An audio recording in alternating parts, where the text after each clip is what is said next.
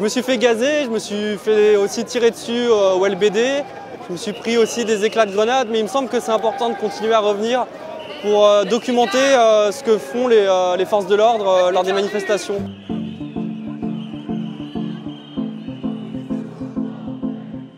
Après la mort de Rémi Fraisse en 2014, je me suis dit que ça aurait pu m'arriver si j'étais manifestant. Et du coup, je me suis mis à couvrir des manifestations. À force en fait qu'il y ait de plus en plus de violences policières, j'ai un peu développé une sorte de spécialité à filmer ce genre d'action.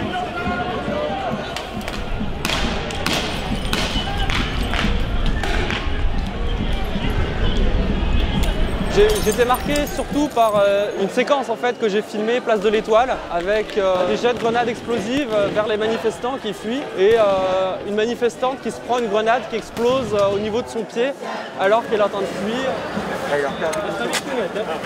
Seb, t'es avec nous?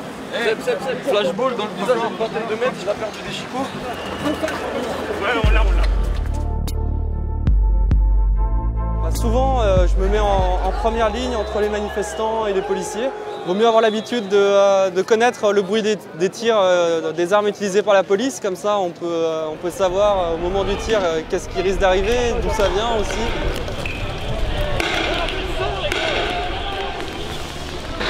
Alors, j'ai notamment filmé, lors du mouvement des Gilets jaunes, la scène des motards qui, après avoir jeté des grenades de désencerclement dans la foule, ont subi une charge et l'un d'entre eux a sorti son pistolet. C'est-à-dire qu'ils sont censés utiliser la force pour réduire les violences ou les dégradations, comme ils disent. Mais à ce moment-là, en fait, c'était exactement l'inverse. C'est-à-dire qu'ils ont reprovoqué un affrontement alors que c'était fini.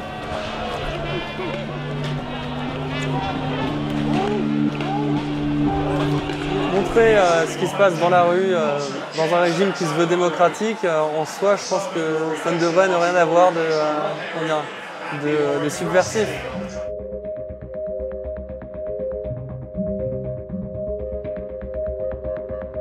Dans une démocratie, il y a justement la possibilité que le peuple s'exprime tout simplement et qu'il y ait en fait du conflit. Les régimes dans lesquels les forces de l'ordre sont là pour faire en sorte qu'il n'y ait aucun conflit social, c'est plutôt des dictatures, des régimes totalitaires.